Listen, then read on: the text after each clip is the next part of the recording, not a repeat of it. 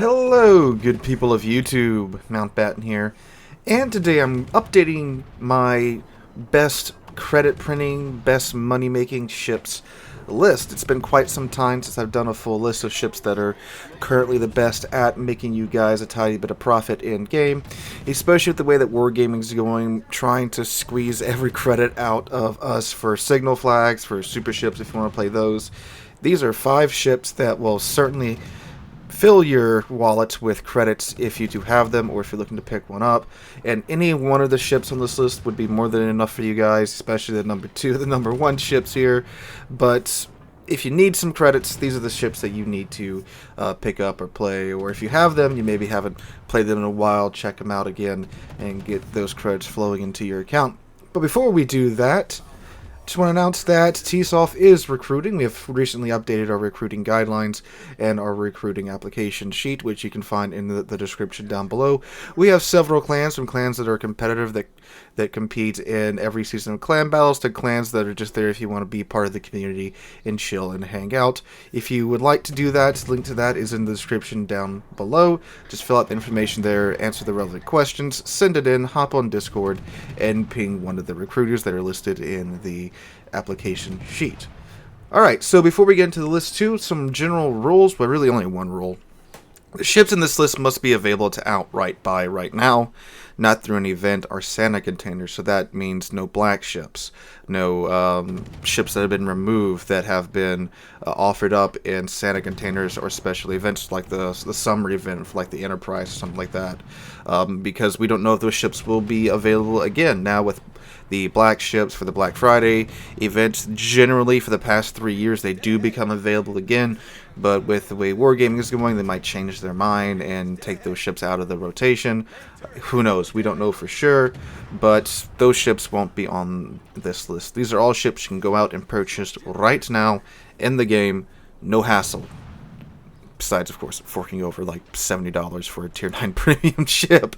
But anyway, let's go ahead and get going with number 5, which is probably one of the cheaper options on this list, which is simply any Tier 10 ship with Tier 10 permacamo.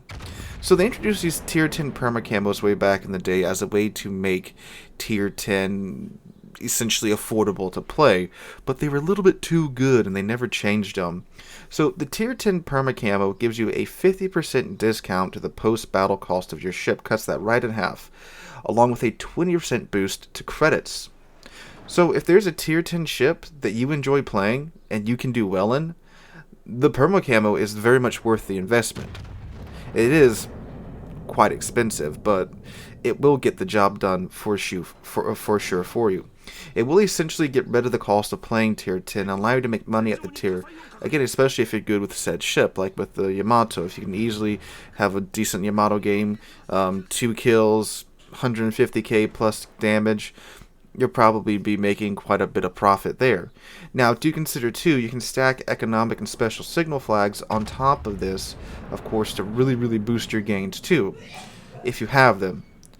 But even alone with just the Tier 10 permacamo, and if you're a decent in said Tier 10 ship, you will of course be making quite a bit of credits. Not as much as the rest of the ships on this list, but this is probably the cheapest way for those of you out there to solve your credit problem. If you have a Tier 10 ship, one that you're good in, that you perform consistently in, this is probably the best option for you. That and of course premium time on top of all of these ships as well, of course, help out a lot in the credit making process. Of course, wargaming isn't going to allow you to make credits without spending some money, but this is essentially the best way to do it. Alright, with that out of the way, going on down to number 4, we have the Azuma, which is the Tier 9 Japanese supercruiser. What's really cool about the Azuma 2 is that she's still available for free XP, or you could outright purchase her in the armory. She's available right now for 1 million free XP, which in today's World Warships, if you have the economic signal flags and such, that's not really a tall order to get. For the more average Joe, it will probably take a month or two, probably about the same as it would take you to save enough coal to get a coal ship. But free XP is a lot easier to come by if you do have the resources available to you, again the special signal flags and a good premium ship. So she has 9 310mm guns with great Japanese HE alpha and fire chance as well, and they are very accurate as well. So you have an excellent fire starter here, which means you can damage farm a lot.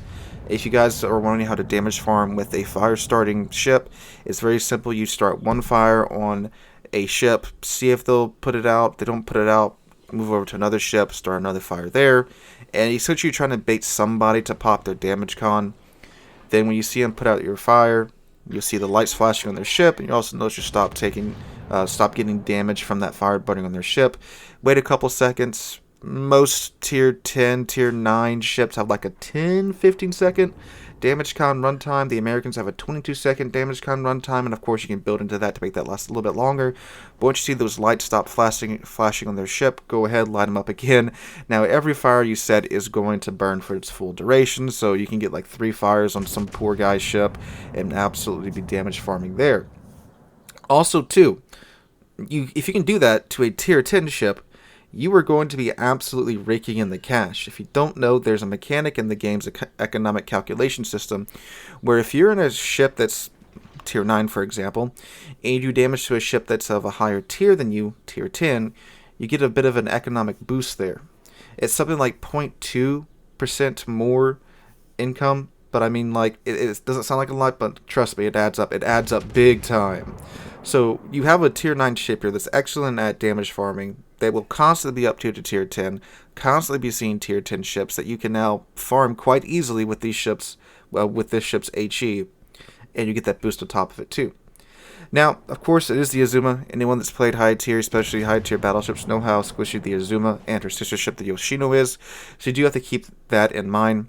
But this is a ship you will be probably sitting further away from the combat in, not sitting in the back, but closer to the probably where the battleships are at. You don't be chilling in the back with the aircraft carrier by any stretch of the imagination, but you'll be chilling with most of the sniper-ish battleships that are, still at the A line. So you should be alright, especially if you are paying attention to your surroundings and have the safety circle commander skill. Just know that you need to get hit as little as possible, because one mistake can cost you, 90% of your ship. And we all love adrenaline rush boost, but I mean, you gotta stay alive to farm too to make that money. Alright, moving on down to number 3, we have the tier 8 premium American battleship, the Alabama. So the Alabama has 9 16-inch US battleship guns, which are some of the best battleship guns in the game. You get the same firepower as North Carolina, with a little less accuracy at 1.9 sigma on the Alabama than the 2.1 sigma on the North Carolina. But this ship fixes the main problem that most players have with North Carolina. It's so much tougher than the North Carolina. And the North Carolina, love the ship. Absolutely love the ship. But even back when I first started playing through the American battleship line back in 2017, this ship was getting citadeled from every angle known to man. Every conceivable way the ship could get citadeled, it was getting citadeled. But the Alabama fixes that. It's a much tougher class. It's a South Dakota class, much more well-armored, which means that it can endure at higher tiers better than the North Carolina can. Now, remember that bonus I was just talking about with the Azuma? It increases as the difference in tiers increase too. So if you're a tier 8 ship seeing tier 10 ships, which tier 8 ships do a lot now with the changes to the matchmaking, you get a 0.5% increase in your economic income when you're doing damage to tier 10 ships. And the Alabama can actually last much longer at tier 10 than the North Carolina can, which means now you can farm quite well with the Alabama. She has good AA still. Most CVs will avoid you. Tier 10 ones, of course, like the Nakamov, won't really care either way, but she does have good AA. And on top of that, too, she is an excellent American battleship trainer.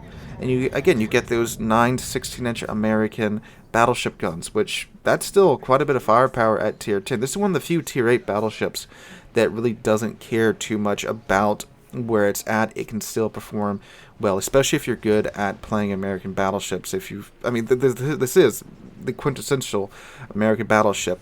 Accurate guns, consistent dispersion, good AA. It's just a little bit tougher a lot of it tougher than the North Carolina, which makes you so good at getting up tiered. So this is an excellent battleship to pick up for the farming potential, and of course too, just the American battleship training potential too there for your commander for the standard American battleship line, not the battleship line. Alright, coming in at number 2, we have the tier 8 premium Italian battleship Roma, particularly the beer can Roma. Now, I don't have this camo because it is expensive to get, and I myself don't need it. But when the Roma was released, I think shortly thereafter, they released a special camo in collaboration with an artist known as Kobayashi. And this is the Kobayashi camo. Now, this Kobayashi camo looks funky, but it is essentially a tier 10 camo at tier 8. So you can get that bonus I was just talking about with the Alabama from attacking tier 10 ships, on top of a ship with a premium economy built into it, on top of the Kobayashi camo, which again cuts your ship maintenance cost in half after the battle, gives you a 20% boost to your credits, and a 100% boost to your XP, by the way, too. So you can get all that on a tier 8 battleship. So these Kobayashi camos on tier 8 ships are as close as you can get to the OG Missouri economy. And I've seen screenshots of the Roma with the Kobayashi camo doing very similar damage to the Missouri and sometimes outperforming her. And I am talking about OG Missouri, not the new Missouri that doesn't get the special economy. Now, the downside is that it does cost 7,000 doubloons for a tier 8 premium camo, on top of a tier 8 premium ship that you have to buy. So it does almost double the cost of the ship. But, I mean, with the economic boost you get from this, it's, I would say, worth it if you just need something to farm damage with. Farm credits with. And the Roma herself is a pretty good ship. Her guns, though, they're hard-hitting 15-inch guns with that amazing Italian AP, but incredibly poor dispersion. She really does have shotgun dispersion. And back in the day when you used to be able to get into those close-in situations pretty constantly, she could do very, very well. She still can today when she gets in those situations, and when she does get in those situations, she does absolutely wreck face, and with this camo, she will print money. And everything else about the ship is amazing, too. The armor is great, the speed is great, the maneuverability is great. It's all excellent here. And if you have a good game of this ship with a Kobayashi camo, you will absolutely just be printing credits out of your ears. But again, with the way that the meta has changed at higher tier, the chance for you to actually get in those close-in engagements has, of course, gone through the floor. But if you can still do it, this is absolutely one of the best credit printing ships in the game.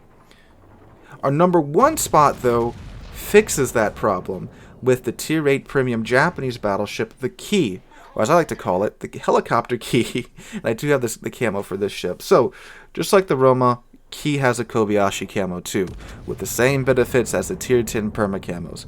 But with the Key, her main battery guns are way more consistent than the Roma.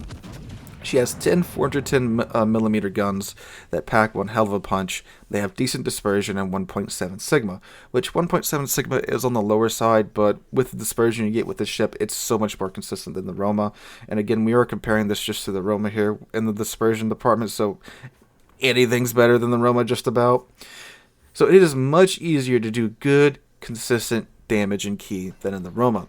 So now you have a tier 8 premium ship with tier 8 premium economy with essentially a tier 10 perma camo that can get the increased income from damaging tier 10 ships. Stack all that on top of one another, you have an absolute money printer here. And Key herself is a very nice ship too. She's a rare, good Japanese premium ship. She's the battleship version of the Amagi, if you didn't know.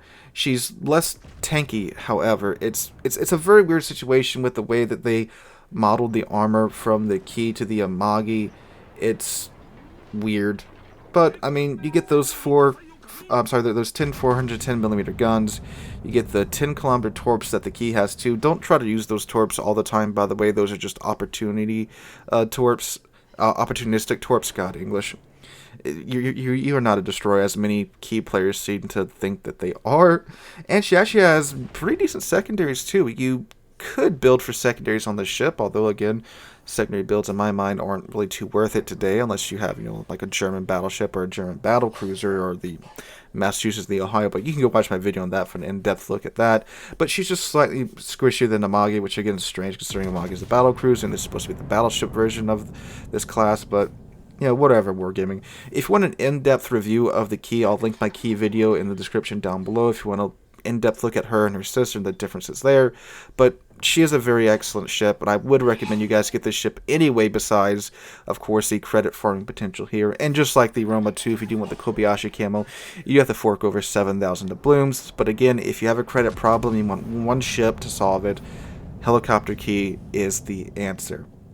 So guys, that is my top 5 money-making, credit-printing ships, whatever you want to call them. Let me know what you guys think in the comments down below.